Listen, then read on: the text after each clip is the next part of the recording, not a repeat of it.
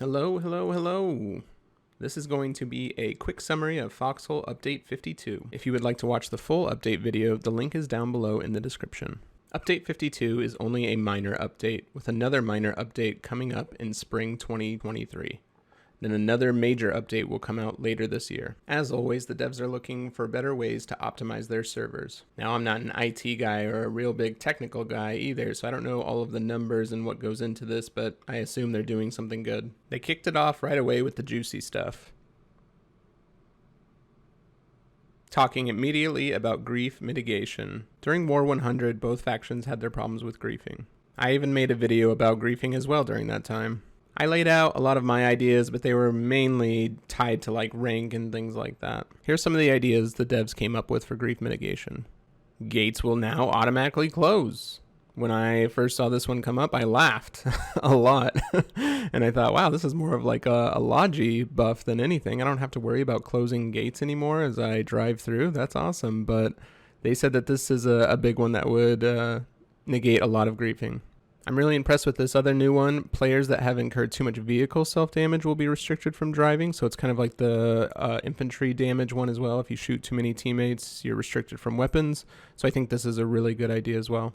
And following up right behind that, this idea I think is astounding, and I can't wait to see it in action. But friendly faction vehicles that are driven into water will have all of their contents automatically considered for restoration at nearby storage depot or bases.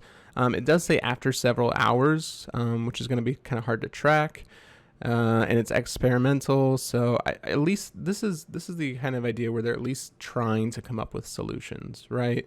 Because we've seen it many times that some griefers will be at a seaport, they'll grab a Logi truck, fill it up with shirts or what have you, and then just dump it in the water. So at least they're trying to find some way to stop that. For these last 2 points, I'm going to need somebody in the comments to explain it more to me because I haven't seen these. Players can no longer enter vehicles driven by the enemy. If you have situations where this is causing some sort of grief, please explain that situation to me. I just haven't seen this a lot or even really heard about it.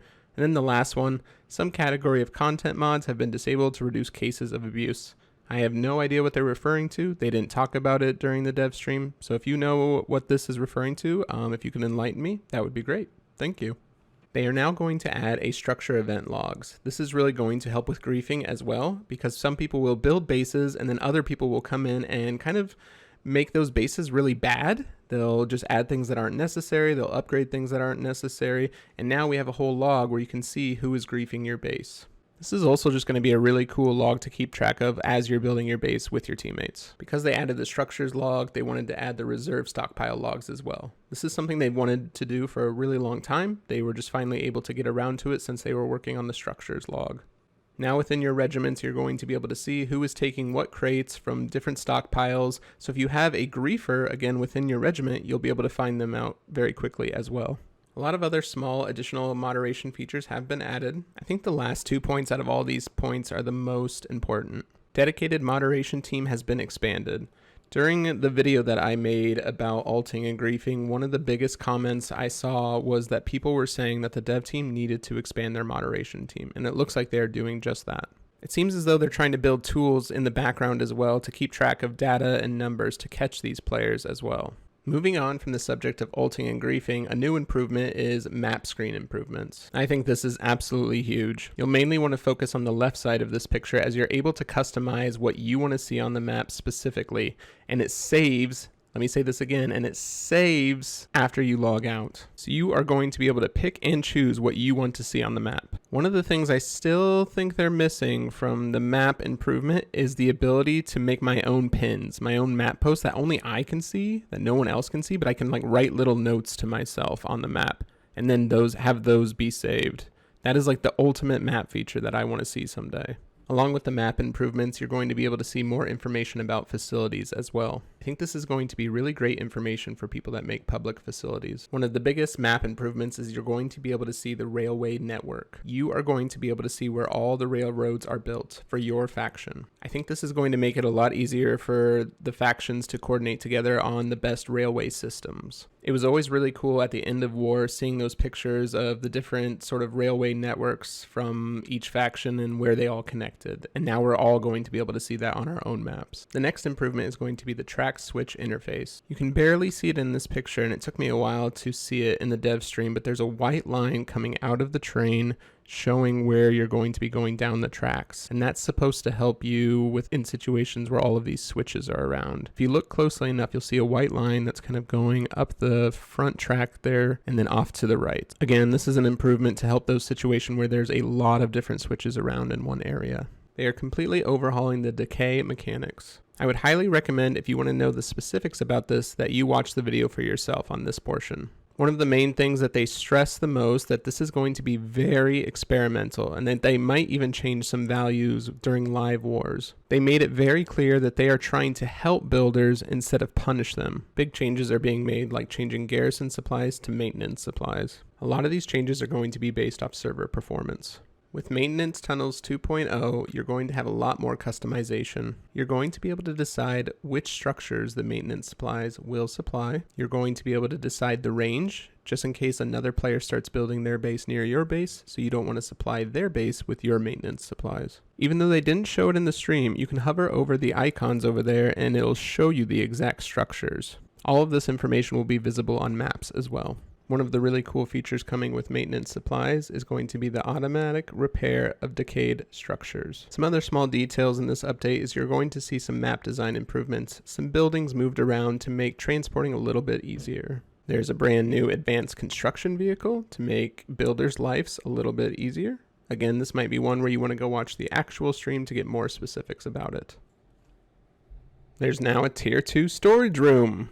I don't know how useful this will be. Maybe the arty groups in the comments can tell me how useful this will be. Vehicles won't freeze as often in the winter. Woo! Back in my day, I used to have to put bonfires everywhere. Okay, Grandpa.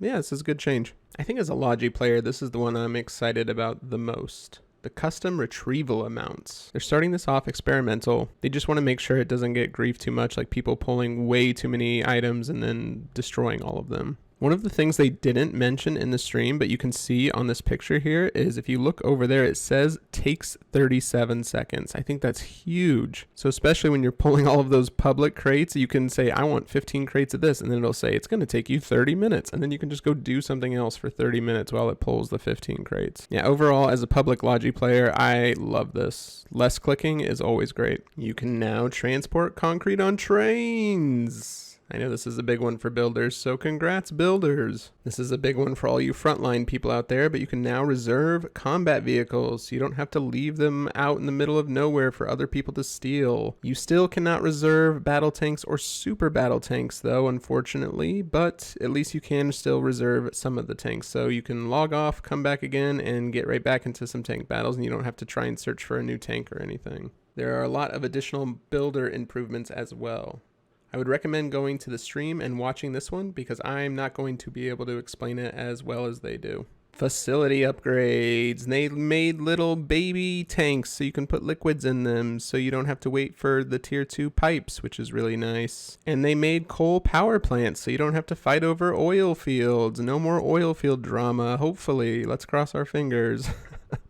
Colonial balance changes. The grenade launcher does 100% more damage to compete with the Cutler. And the Ares gets an increased range to 40 meters. Ooh, The Wardens get a new Silverhand variant with a 94.5 gun. Ooh, A brand new heavy explosive charge is being introduced for both factions. Satchels get a nerf and they become Warden exclusive, and they are supposed to mimic the Hydras on the Colonial side.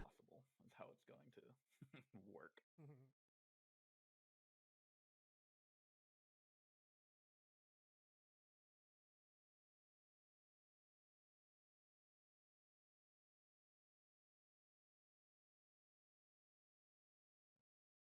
And finally, the last addition is the anti-tank fortification concrete, the Dragon's Teeth. This is a really fun idea. The Dragon's Teeth are made out of concrete, hence the concrete being able to be transported by train now. The devs thought the mines were a little bit too easy to remove, so they're making some better obstructions for tanks instead of just spamming pillboxes. The dragon's teeth are very vulnerable to hydras and satchels. Infantry can use them as cover, and they can also be destroyed by artillery. I'm very interested to see how these dragon's teeth are going to be used, and I hope that they're not going to be used for like griefing and being put in random places. That has been a summary of Update 52. Let me know in the comments below which features you are most excited for. The dev branch should go live tomorrow if you want to check out any of these new features. Full stream of the dev update is linked below. Make sure to subscribe for more Foxhole content. Thank you as always for your support, and cheers.